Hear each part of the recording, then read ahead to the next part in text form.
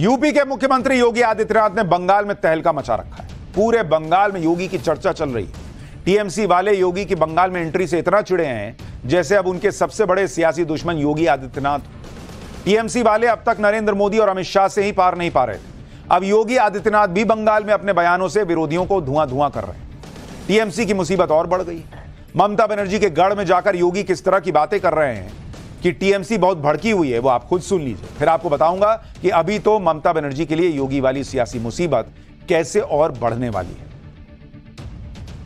आखिर बंगाल में रामनवमी के अवसर पर और बैसाखी के अवसर पर दंगे क्यों हुए, मैं बंगाल की सरकार से पूछना चाहता हूं। मैं यही पूछना चाहता हूं। और इन दंगाइयों के खिलाफ यहां की सरकार ने कार्रवाई क्यों नहीं की? इन दंगाइयों के खिलाफ कार्रवाई क्यों नहीं की? बहनों और भाइयों, अगर ये दंगाई उत्तर प्रदेश में इस प्रकार से अत्याचार करते, अब तक मैं इनको लटका करके, उल्टा लटका करके ठीक कर देता।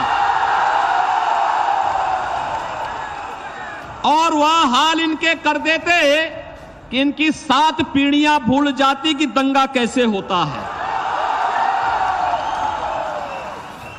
7 पीढ़ियां भूल जाती।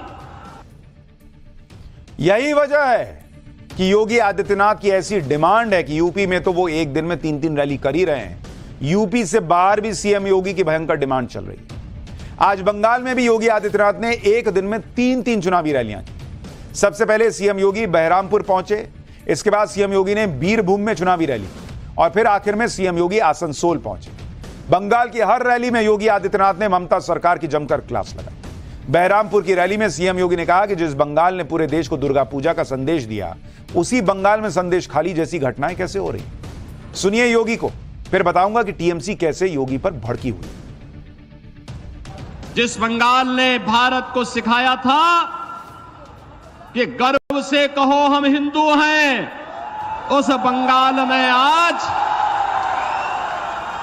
हिंदू परंपरा और संस्कृति को रौंदने का प्रयास सत्ता के संरक्षण में कैसे हो रहा है, यह देख करके अंतःकरण हमारा अत्यंत गर्वित होता है। और जिस बंगाल ने देश को दयामयी शक्ति के अधिष्ठात्री देवी मां दुर्गा की पूजा का अनुष्ठान करने का संदेश दिया था, उस बंगाल में बहनों और भाइयों संदेश खाली जैसी घटनाएं बंगाल के अंदर कैसे घटित हो रही हैं, यह प्रश्न आज मैं बंगाल की सरकार से करने के लिए, बहरामपुर से प्रश्न मैं करने के लिए आया हूं। ममता बनर्जी की पार्टी को सीएम योगी की ये बातें बहुत चुभ रही हैं। सीएम योगी की बंगाल में रैलियों के बीच टीएमसी योगी मॉडल पर सवाल उठाने लगे, लेकिन योगी बंगाल की अपनी रैलियों में ममता बनर्जी की पार्टी से संदेश खाली से लेकर बंगाल में डेमोग्राफिक चेंज पर तीखे सवाल पूछ रहे हैं। सुनिए योगी उसको लेकर क्या कह रहे हैं, फिर बताऊंगा कि गृह मंत्री अमित शाह ने बंगाल में ममता सरकार को कैसे घेरा। और क्या यह सच नहीं कि जिन कारणों से 1947 में भारत का विभाजन हुआ था, वही परिस्थिति आज कांग्रेस, तृणमूल कांग्रेस और कांग्रेस का इंडी गठबंधन फिर से देश के अंदर पैदा करना चाहता है, बंगाल के अंदर पैदा करना चाहता है। ये जनसांख्यिकी असंतुलन, डेमोग्राफी को चेंज करने का जो कुत्सित प्रयास हो रहा है, मुझे देखकर आश्चर्य होता है। बीरभूमि पार्लियामेंट्री कॉन्स्टिट्यूएंसी में 3 असेंबली कॉन्स्टिट्यूएंसी थी हैं, जिसकी डेमोग्राफी पूरी तरह चेंज हो चुकी है। उधर अमित शाह भी आज बंगाल में थे। योगी कम नहीं पड़ रहे थे, अमित शाह भी पहुंचे हुए थे। अमित शाह ने आज बंगाल के पूर्व बर्धमान में चुनावी रैली की। अमित शाह ने कहा कि बंगाल में बीजेपी को 30 सीटें मिल गई तो गुंडों को उल्टा लटकाकर सीधा कर दिया जाएगा। सुनिए अमित शाह को, फिर आपको बताऊंगा योगी शाह तो ममता के गढ़ में जाकर ललकार रहे हैं, लेकिन राहुल गांधी और प्रियंका वाड्रा क्यों अपने ही गढ़ में जाने से हिचक रहे हैं। नरेंद्र मोदी जी ने 10 लाख करोड़ रुपया दीदी को बंगाल के विकास के लिए भेजा है। आपके गांव में कुछ आया है क्या? जरा जोर से बोलो, आया है भाई? आया है, कहां गया, कौन खा गया?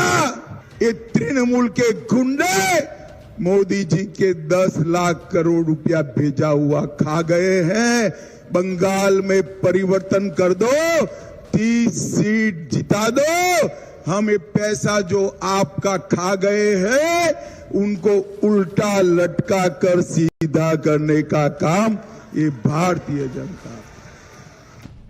अमित शाह और योगी तो बंगाल में जाकर दहाड़ रहे हैं, लेकिन राहुल गांधी और प्रियंका वाड्रा क्या अपने गढ़ में जाकर चुनाव लड़ेंगे?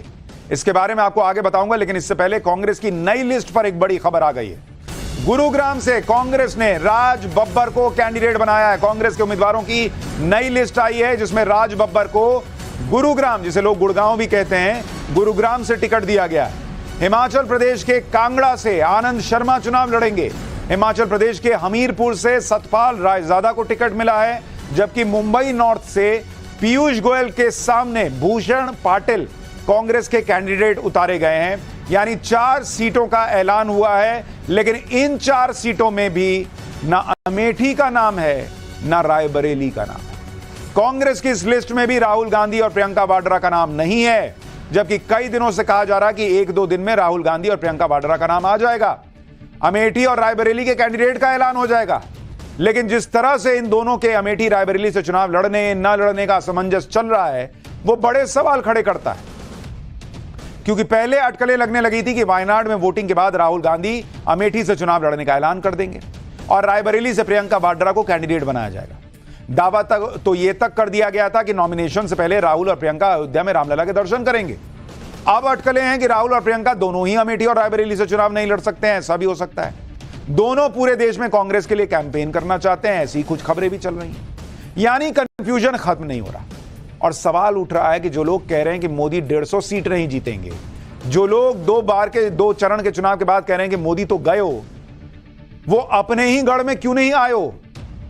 राहुल प्रियंका क्यों नहीं अमेठी रायबरेली से लड़ पा रहे अगर वो इतने कॉन्फिडेंट हैं कि भाई नरेंद्र मोदी तो हार रहे हैं? अब तक तो नाम का ऐलान कर देते, अब लास्ट मिनट पे करने की जरूरत क्यों पड़ रही है? यह कंफ्यूजन तब से चल रहा है जब अमेठी और रायबरेली में नॉमिनेशन की आखिरी तारीख बस 3 मई है और 20 मई को वोटिंग होनी है। यानी नामांकन को अब सिर्फ 3 दिन बचे हैं और कभी कहा जाता है कि राहुल गांधी और प्रियंका दोनों चुनाव लड़ेंगे, कभी कहा जाता है कि दोनों नहीं लड़ेंगे, कभी कहा जाता है कि राहुल लड़ेंगे प्रियंका नहीं लड़ेंगी, कभी कहा जाता है प्रियंका लड़ेंगी राहुल नहीं लड़ेंगे। भैया इनका कंफ्यूजन ही खत्म नहीं हो रहा है।